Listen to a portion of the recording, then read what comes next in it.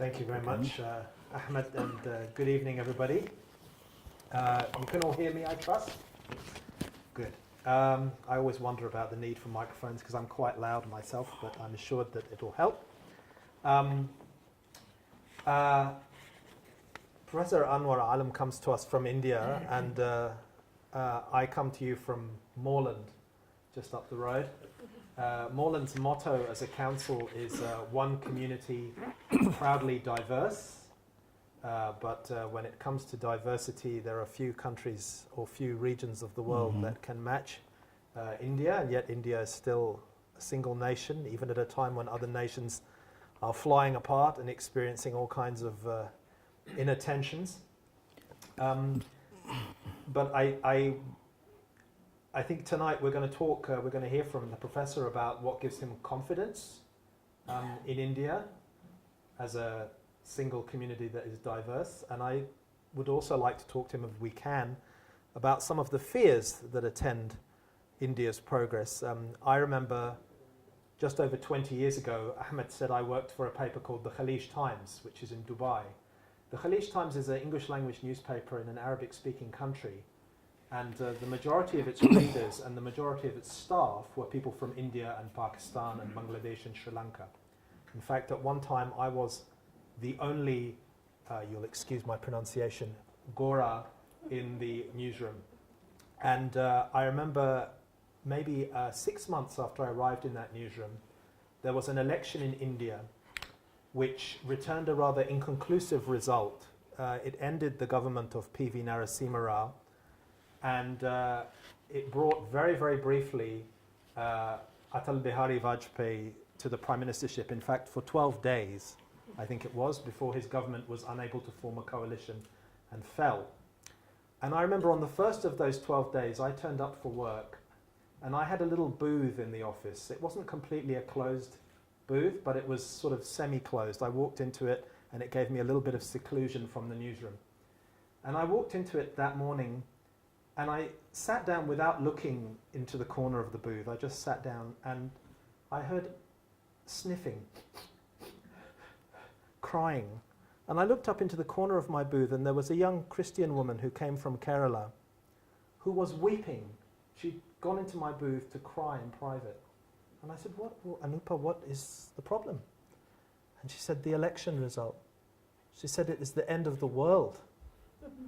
And I tried to reassure her that it was not the end of the world. 2014? That was in 96. Oh, okay. I tried to assure her it was not the end of the world, but there are still people who, whenever the BJP is returned to office, probably have this reaction. So I think we'll talk a little bit about that later, I hope, and why they have that reaction and what Professor Alam thinks they can do about that reaction. But I want to start, obviously, by referring to the title of the talk this evening. We talk about the struggle of identity politics in India. Identity politics is something which now is generally held to be on the rise globally. People wring their hands about it here. Has identity politics become more of an issue in India in the last 20 years or less? And if it has, how? And if it hasn't, why hasn't it become more of an issue? Well, thank you very much. I mean, thanks to the Keskin, Mr. Keskin and Mr. Maher, faculty colleague, dear colleagues, friends. I'm delighted to be here, in fact. And when Mr. Keskin invited me for this idea of a discussion on this identity politics in India, and that's how normally India is basically imagined. But I can understand the context. The first context in this invitation is that I am carrying a Muslim identity, and there is a Hindutva upsurge. So a Muslim identity is speaking somebody with a Muslim identity within the emerging Hindutva, national, and the kind of the crisis which basically refer that whenever the BJP government has basically come, for many people it emerges a kind of the crisis, in fact, that. But referring to you the first questions, in fact, with regard to this, that whether there is an upsurge in the identity politics over the last 20 years, I would say that probably that there is no upsurge. But the identity politics has become far more visible, both in terms of the expansion of the media and particularly the electronics media. And since the people have a large leisure period of time, they clink on the TV, and every time, that's number one. The second factor is that by the 1980s, the Congress system collapsed. So historically, whenever you used to have a Congress as a party, I mean, any political scientist and sociologist who has really worked, they have to understand the Indian National Congress, who has historically ruled over the last 20 years, that this was the Congress system actually. And the Congress system means that some kind of the parivar or the RSS, because it will include each and every caste group and the religion in fact. And even though it come into the power, it would like to have the collation of the caste and the religion reflected in terms of the distribution of the ministries. Now that has basically collapsed. Since that has collapsed, and therefore you have a fragmentation of the social identities, you have fragmented social constituencies, and therefore with the coming of the Mandal commissions, the large number of the OBCs basically realizes they are far more in number actually, and they get to basically politicize. And therefore what happened is that then we have a two kind of the terminology that basically emerge in a post-Mandal phase. One is that a politicization of the caste, because this was an assertion from below, but whereas the caste has always been the historical factor in Indian politics, I mean the Congress has always been doing the caste factor. But when when the pressures and the forces emerge from below, then it actually becomes the politicization of caste, which is a kind of the negative catchword, so that they should not be in a position to share the national resources. And then the other one, basically the politicization of a religious identity, or for example the casteization of politics, or for example religionization of politics. In fact, both these discourses basically emerge in the post-Mandal phase in the mid-90s, whether you have a demolition of the Babri Masjid or the others, and therefore it basically appears that there is an upsurge, you know. But certainly there is an upsurge into the growth of the Hindutva in fact, but the Hindutva cannot be understood only in terms of the identity politics. It does not merely reflect the supremacy of majoritarian identity, but it is something beyond. I mean, that's the point which I would like to say in fact. And I mean, it's funny that you say this, because I was about to ask you, what is the something beyond itself that Hindutva, because I mean, quite understandably, people outside India understand Hindutva as a politicization of Hindu, not so much of Hindu religion, I don't think, but of Hindu identity, a very specific Hindu identity. And I was going to actually, there was a quote from Ambedkar that I remembered in this context, which was when he said, any claim for the sharing of power by the minority is called communalism, while the monopolizing of the whole power by the majority is called nationalism. Now, we can argue about whether Ambedkar is right or not, but do you think that what Hindutva has done is shift what it means to be a nationalist in India, or what? I mean, let us see, for example, I mean, if one has to look at the empirically, this Hindutva, in fact, for example, that if Hindutva is only the consolidation of the upper caste, Hindu, Brahman, Rajput, I mean, but if you look at, for example, in terms of the seats of the parliament, then probably the BJP today has the largest number of the scheduled caste member of parliament. The BJP has the largest number of the OBCs member of the parliament actually. So it is not that the Congress have, and OBCs and the SCs, who are basically the lower caste, they are basically dramatic in opposition to any kind of the hegemony of the upper caste in fact. So you do find that there has been remarkable social engineering that has been done over the last 20 years. I mean, and partly it is not only the Hindutva is only coming from the BJP, because if you look at, for example, the Congress, it has always indulged in the politics of soft Hindutva. So we have either only the hard Hindutva represented by the BJP and the RSS, and this hard Hindutva become problematic for the liberal sections, for the secular sections, for those who are constitutionally, because for them it creates the crisis of the idea of India actually, because it is that basically pose that where India is, where is this idea of India, and it is mostly all coming also by the diasporic intellectuals in fact, and that is but diasporic intellectuals mostly in the West and they have grown with the liberal kind of basically idea, it is crisis for them. But otherwise, for the large number of India, I do not see it as a kind of the contest. It is not a kind of a serious crisis, a threat to the Indian identity, because fundamentally speaking, one of the chief features of the Indian nationhood is that it does not have its core values. India is one of the kind of the nation state, it does not have a core values actually. And why I am saying is this, that whether my project on the Muslims in Europe, and wherever I have delivered a lecture, or even IPSA on the 23rd, even only yesterday in fact, at the end of my issue on the Gorkha land, they actually asked me, but well, the Professor Alam, India is not a nation, no matter what you say. Because there is this powerful imagination, and you are basically a state nation, you are not a nation state. You know, the trajectory into this is that what can I do if I have a plural imagination of my nation? I am not accustomed to a mono imagination of a nation. I am accustomed to a plural imagination of a nation. The European trajectory has been historically very different, where unless and until the nation has to be understood in terms of the one language and one culture and one tradition and one prophet and one God and one book and one this.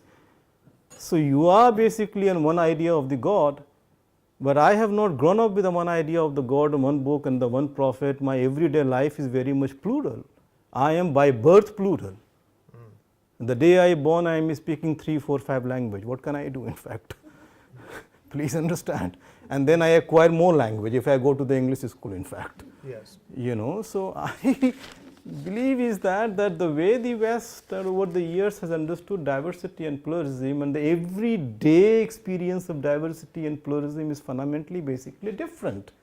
You know, and therefore I am saying is that if you look at from this point of view, then this whole idea of India, and I do not see a crisis with the coming of the BJP or Hindutva, because it is so far has not changed the fundamental character.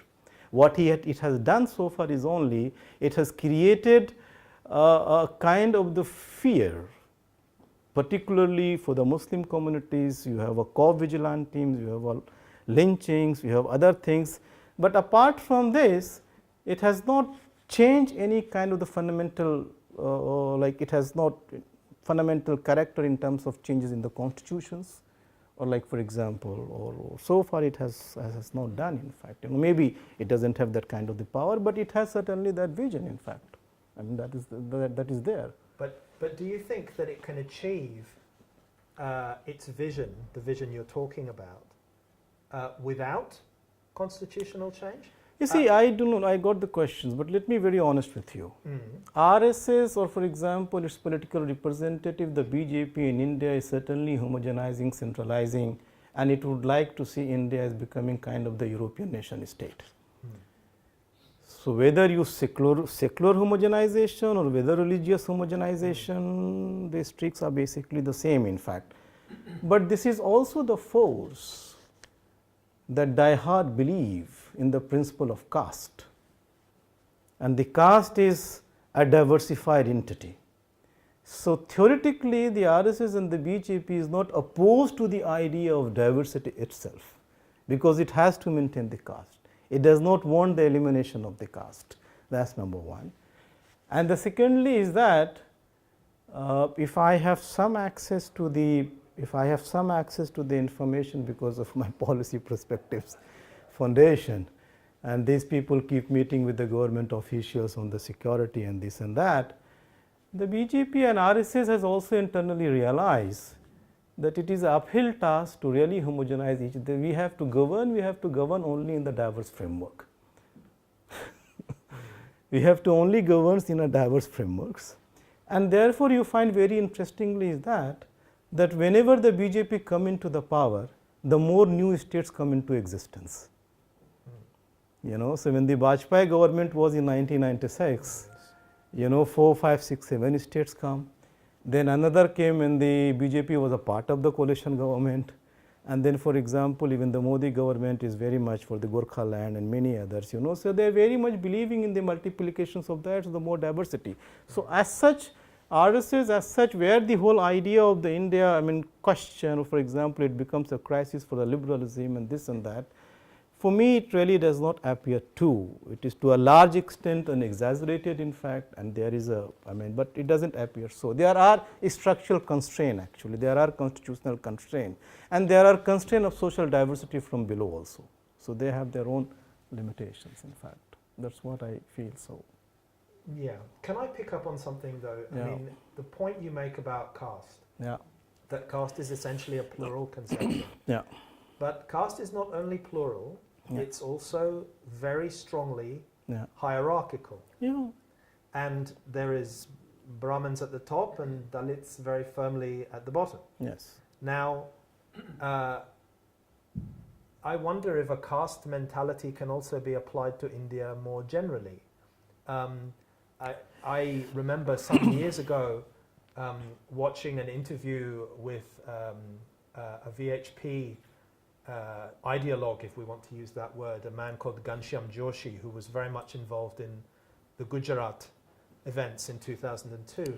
And he talked about how we don't want to get rid of Muslims. Muslims belong here, but Hindus are the older brother and Muslims are the younger brother.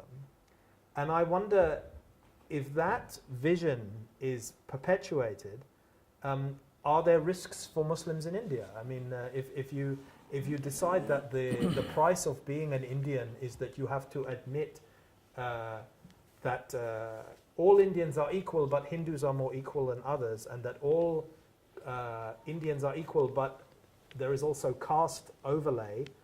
Is that, you talk about fear, but is that a genuine reason to fear an Indian future that is perceived in these, that is conceived in these terms? Let's see, for example, what is our fear? As a Muslim, I am saying is that where we have a problem actually. As a community, we do not have much expectation from the state. That's number one. But we are accustomed to one thing. And that is where is that, for example, that as states share many kind of the cultural religious symbols, the Modi government should also share our symbols. That is what is not happening in the moment at the India. So, the Modi will not greet you on the occasion of Eid. Modi will not throw you the iftar party. Modi will not wear your cap on his head if any Muslims will give. And this has become far more problematic for the Muslim community in a sense is this, that they have never seen historically as such, because economic deprivation is one thing, other things, but the sharing of the symbols by the state has been the integral part of the governing models actually. And that is where, for example, the Muslim community has a problem in fact, and why the BJP government is doing is this is only for the tactical purpose, because the BJP government would like to show that the larger constituency, so called the Hindu or whatever is that, okay, look, the government have stopped appeasing the Muslim community. But so we no more appease the Muslim community, I do not share the symbols, these resources. So where for the first time Muslims started believing that the Muslims have become unwanted actually. Muslims have become not unwanted because of their economic deprivations or because of their low share into the opportunity structures, but they have increasingly become unwanted because the government is no more sharing their cultural, social and the religious representations in a public sphere in fact. And that is where it pinched basically very hard to the community in fact, and that is where large number of basically complaints come in fact. Yeah, so that certainly is basically a danger in fact, which has never happened previously. And you understand is that when you say the identity politics in India, we in India for example indulge the identity politics for two reasons. Most of the states have the linguistic identity or a tribal identity or the hill identity or the geographical identity. One idea of the identity politics is that it allows that particular community or people living in the area to have a legitimate claim over the national resources. The second is that you really need to understand that what is the people's imagination of nation in India in fact. The local people or the people on the grassroots level, they imagine nations not at the all India level, but at the state level, that the state itself become a cultural nations. And therefore, for example, they would like to have a control over the state in the name of identity politics, so that through the instrument of state, they should be in a position to perpetuate their language, their culture, their traditions. And you see that is the trajectory of creation of the state, including the Gorkha land. No, the Gorkha land is a very classic case. They are basically of the Nepalese ethnicity. Majority of the population have their own state of Sikkim, they are basically Nepalese. But the Gorkha land is a classic case that they are or they demand the replacement of their national identity with a Gorkha identity. They want to erase the Nepali identity because they believe that the Nepali identity is very suffocating, is totally marginalized, is totally excluded, is basically brought shame, people call them Bahadur, but we are basically Gorkhas coming from the army traditions, from the British army, we were our own state, so they have a serious problem in fact, you know. And therefore, they are asserting their own identity and they would like to have an state so that they can continue have, and they would like to say that the Gorkha is something very different than the Nepalis in fact. So, we have this two dimension of the identity politics in fact. One is that it has a political economy and the other is that it tends to visualize itself as a nation, as a collectivity, and this idea, and this idea has constitutionally enshrined. It is, I mean, the collective identity is very much the part of our constitutions in fact, you know. So, as much as the individual rights, so we also have the collective rights in fact, and therefore, the whole agitation, like for example, now Telangana has come, a new state. You have a Telugu Desam in fact, you have a Tamil Nadu, you have a Maharashtra. I mean, India has 22 scheduled language, officially scheduled language, you know, and nowadays I know because I come from originally from Bihar, a group of the Mathils are agitating that the Mathil has also been included now, you know, but there are other groups who also include their language should be included. And what does this mean of the 22 language scheduled language? That whenever the government documentation, officials and many others, they have to be get translated in all these languages, you know. If you look at for example, the Indian currencies, it carries these 22 languages in all the currency notes, it is in very much inscribed there in fact. So, this is a continuous, and I believe is that this kinds of identity politics instead of obstructing the nation building process, it has enhanced the democratization process. That is what I believe so. I mean, it has not obstructed in fact, it has allowed large number of people to have a share or to have a share into the national resources, which at one point of time has been manipulated. And coming back to your question about the caste questions, in fact, from the modernity point of view, the caste is certainly abhorrent. There is no doubt about that, because this is the only system that justify inequality by birth. Yeah. So, then in the 20th century it has become extremely very difficult, that the Hindu tradition is probably the only one and the core is the caste system, and that they justify, and it is a religion of inequality by birth. But if you look at India in terms of the caste, then it is a country of minorities. There is no discourse of minority and a majority, because every caste group is a minority at one place or the other places. Since every caste group is a minority, you do not have any other alternative but basically to enter into a kind of the negotiations and the accommodation. And therefore, you find the Indian state has a remarkable accommodative capacity to negotiate with anybody. I have never come across the state and government saying, no, no, I will not negotiate with you. State and nation and government at local and DM is always agreed, yes, please tell me, I am ready to negotiate, come. You know, whatever you demand, you are militant, you are extremist, no idea. And, they brought the Lal Denga from the UK, okay, you want Manipur, take Manipur, I am giving you. You have a problem of Sikhistan in Punjab, let's have a Rajiv Gandhi Longe, you must be knowing this, the treaty and the entire movement of Sikh Khalistan was over with that treaty in fact, you know. So, we are good in terms of negotiation, accommodation, agreements, whether we implement it or not, that is a different issue. That is altogether a different issue, you know, because there are practical contingencies for that. But otherwise, this is a country of minorities.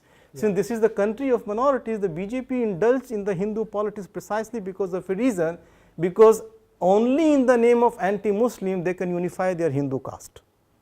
There is no other way. But I mean, and you're right. I mean, that's essentially a tactic. But isn't that a tactic which has real side effects? It has. It has.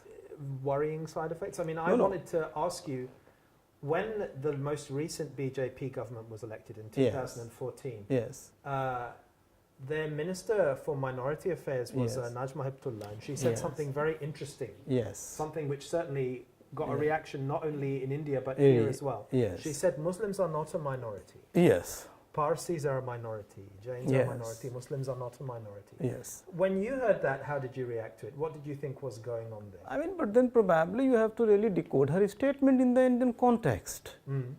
you know, and you have Go to ahead. really understand who is this Mrs. Najma Heptullah. Mm. I mean, her forefather and everybody, and including herself, was in a Congress. Yes. You know, when the Congress decided not to her as a vice president candidate, she switched over the BJP, hoping she'll become the president of India. That's number one. I mean, that's how the grapevine is. I mean, the entire, I mean, and the second is probably when she said that Muslims is not a minority, then what exactly she means is that the Muslims are not culturally minority in this country actually.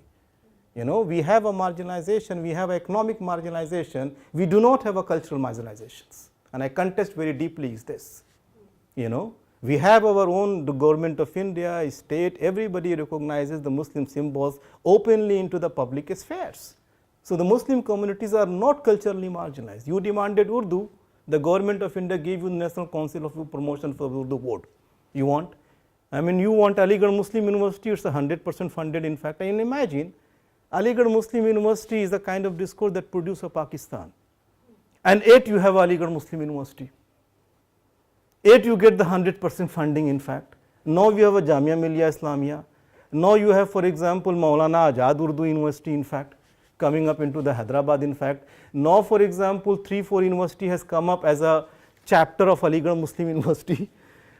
You know, so you see that, I mean, culturally, to be very honest, in fact, we are not, and that's what Najma Heptullah has said. I mean, Prime Minister Modi, no matter how much they say about the anti-Muslim, on every 15th of August, he has to give a speech from the Red Fort, which is a Muslim symbol. It doesn't have any alternative, he will go to the Red Fort, which is a Muslim symbols. You know, I mean, you have a Taj. The whole crisis of Hinduism at the moment in India is that if one has to look at the cultural heritage in India, it is either Buddhism or a Muslim. There is no Hindu cultural heritage in terms of the grand temples which are now coming as the very modern one. And in the Indian history textbook, there is only two great people, Akbar the Great, who is a Muslim, and Ashoka the Great, who is a Buddhist. There is no Hindu the Great, I have never come across. And for 60s and 70 years, the Indian textbooks has been dotted with these two, the Akbar the Great. I mean, look at, for example, that's why I am saying is that what Najma Heptullah has said, partly she is right, you know, and partly she wanted to appease the government of India and the BJP, look, I am serving your interest. I mean, that's it. You know, by declaring that, because the government of India and the BJP is very much opposed of any kind of the minority. They would say that we are all Indian. No, as a minister, you are supposed to carry the discourse. So therefore, she said that the Muslims are not minority, but the subtext of that is that the Muslims are not culturally minority. I mean, look at, for example, the Bollywood. No film will survive if they speak Hindi alone. The Bollywood thrives on Urdu or Hindustani and the mixtures. You know, look at, for example, the songs of the Bollywood. You know, one of my friend who did PhD in Hindi, and after finishing in PhD and awarding teaching at Jawaharlal Nehru University, he actually told me what the hell I have done. I'm like, what happened? He said, I have done PhD in Hindi, but every day I speak Urdu. No, every day, I mean, whatever you say, household items, every particular, you have a pani, you have a bistar, you have a jhadu, you have a bartan, you have a sofa, you have, I mean, anything you picked up. You know, so I don't think that the Muslims are culturally deprived. I mean that's a serious. I mean that's a position that I would like to take it actually. Yeah. But do you think that these facts that you've just outlined, do you think that they create a tension that sends the society in another direction? I mean, you talk about the history books and Ashoka and Akbar, but we know now that there is going on right now an attempt to change all that. Yeah, absolutely. And absolutely, there will be more change before there is less change. I mean, there is an attempt to reimagine India in terms of Hinduism as being the original form of Indianness and predating everything, even reconceiving it so that, for example, Adivasis are not seen as original Indians, but Hindus are original Indians, that there is going to be this flow-on effect from what you're talking about. Because to me, the interchange between Hindi and Urdu, the interchange between Muslim No, this is bound to happen, but whether it will necessarily get implemented in terms of public policies, I have my own doubt. Yes. I mean, in terms of ideology, in terms of ideas, it will always find its constituencies, you know, but whether it will also necessarily get reflected in terms of the government policies, I have my own doubt actually, because the government feel the pressures of the social diversities. The government feel the pressures of the constitutional structures. The government feel the pressures of the judiciary actually. You know, so certainly for the electoral politics, they would like to have their own vision of India, and in this they absolutely believe that even after the independence, you know, the Muslim rule has been continuing in India in the form of secularism. Okay, that's the belief. Yes. And since with the BJP, it is only for the first time we have come to the Hindu, the certain nonsense thing is bound to happen actually, you know. But I really do not see that there would be any kind of, for example, like, I mean, the kind of the projection, like for example, I know there is a large number of the left historians that will always speak about the BJP and the RSS as a kind of the fascist, because glorification of the nations, but somehow I don't prescribe to such kind of terminology actually, you know. There is no going to be Holocaust as such against the Muslims in fact, and there are reasons for that, why it's not going to happen. Certainly the marginalization, certainly the BJP would like, why do you have a name Anwar Alam? You become Anwar Anand, Anwar Singh, you know, that they would say that Indonesian Muslims has a Sanskrit name, why Indian Muslims are having the Arabic name. This I perfectly can understand. So they can create more noises, because through these noises they would like to mobilize their Hindu population, but whether it necessarily result in the public policies, I mean 4 years down the line, I have not come across that there is any kind of the cultural programming that this government has gone through them, except on the co-vigilantism, or for example the lynching, or for example the other things. But as such, I have not seen that any systematic kind of the Muslim identity and Muslim cultures has to be erased publicly. I don't see that's happening in fact. I wonder though, in the current atmosphere, for example, in the United States, we see that over a long period of time, a discourse can gain ground without having an obvious effect politically, and then suddenly at a moment of socio-economic crisis, at a moment of tension on the ground, like what happened at Charlottesville last year, it can suddenly explode out into a real problem. And I wonder, I mean, you talked just then about people talking about comparing, if you like, Hindutva to a fascist ideology. I know that you said one of the reasons, I know that you've written elsewhere, that one of 3 of the reasons that you think that won't happen are because there isn't a socio-economic crisis in India at the moment, that there is not homogenization in India sufficient to create that kind of atmosphere, and also that there isn't a sense of what you called collective hurt feeling. But I wonder, I mean, we see periodically in the Indian context what happened at Ayodhya, then what happened at Godhra, and it doesn't take much to shift us from an environment where people are afraid to where they are genuinely threatened, physically threatened.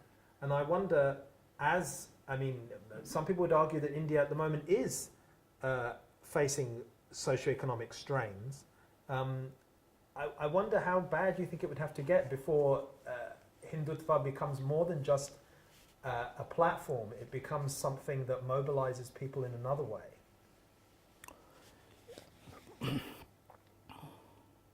I don't know. In the case of the United States of America, you have, for example, reassertions of the white supremacy, in fact. Yeah. And whether, I mean, these are the losers of globalizations and whatever you say, faced with the immigrations, in fact. But then there has been this very powerful, common, collective identity. Is there any consensus what constitute Hindu?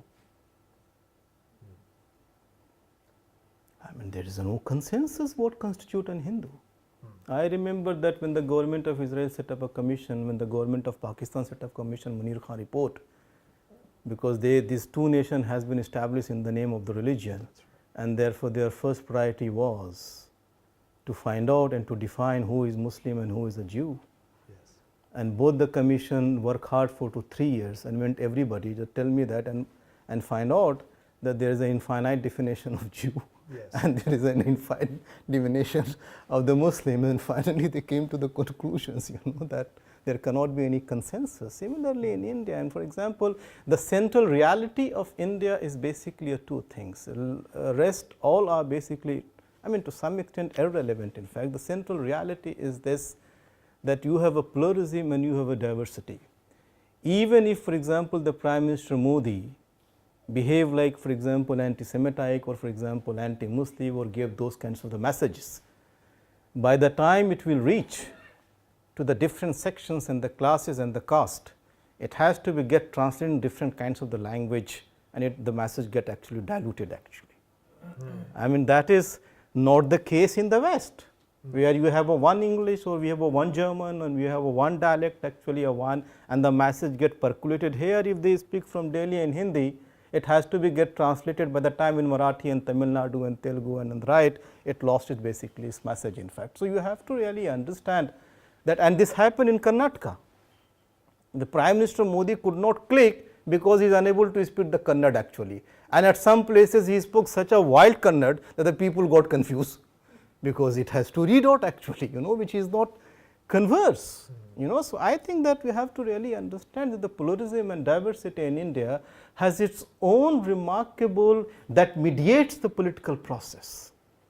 That we have to really understand, and therefore no matter how exclusive you have ideology, when you actually come to govern, you would certainly like to maintain that symbolism of Hinduism, but you are faced with a dark reality of diversity of pluralism, of which the Muslim is also a part. Yeah. So you can't help it. Yeah.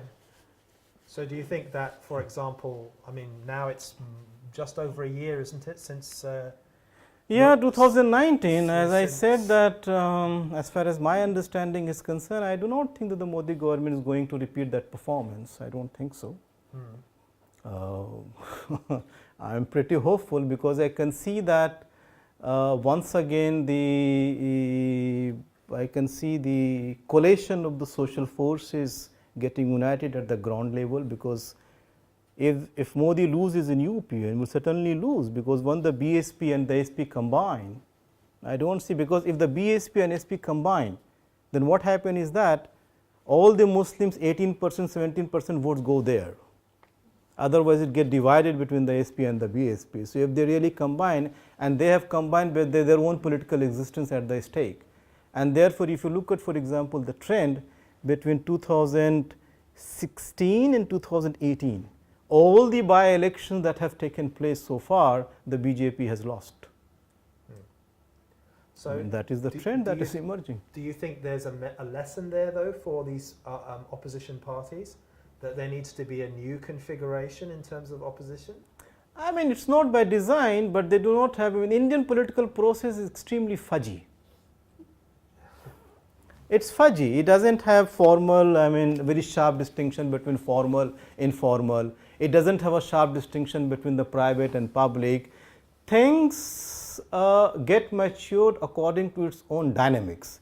It is not that the one party is going to invite meeting all opposition, they draw the program, they enter into the electoral alliance. Look at, for example, what happened in the Karnataka election. The moment, for example, the Congress form a government along with the JDS, all the opposition figures reach Karnataka. Suddenly, without any programmatic alliance, everybody is there, and that becomes the opposition unity. There was no prior meeting, no consultation, everybody has come to greet the chief minister, and all Sonia Gandhi, BSP, Akhilesh, everybody is there, and that becomes the opposition unit, in fact. So I think is that the Indian political process, I think we need to little more pay attention. It doesn't operate the way it is clearly institutional way it really operates into the West, and the way we are accustomed to understand the political process. This is where the dynamic basically lies, in fact. So yes, there will be opposition unit. At some places you will find that the Congress is the part of the unity, but it will not be in the Bengal. At some other places it will align with others, but at some other place it will be in opposition to others. You know, the left will be part of the opposition unity, but the left will be fighting in the Bengal in fact alone. It will not align into with the Congress in fact.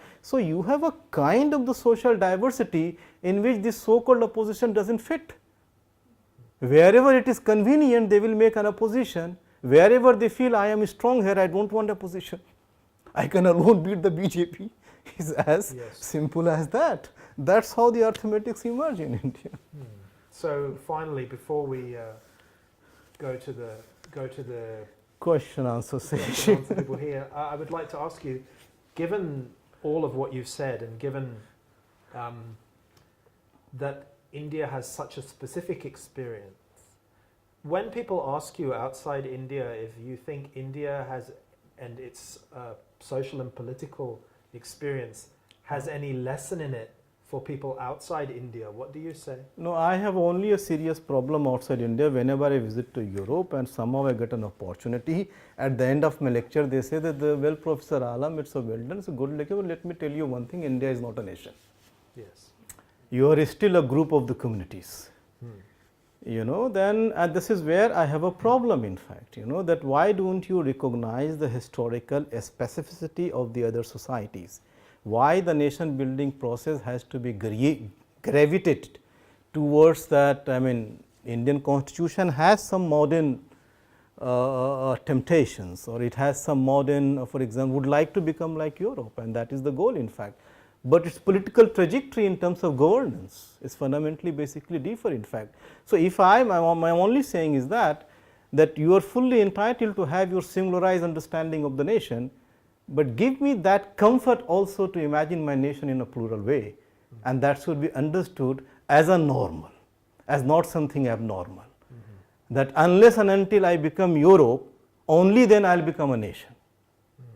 You know, I see the problem at that level actually. You know, it is not a question of privileging the European understanding of a nation or privileging about the Indian understanding, but it is a time we do believe in the relativity. I think we are accustomed historically, and we have imagined our own nation in a very plural way. I cannot imagine this nation in a very singular way, I mean to the extent, and that is why I believe India is basically the imaginative space.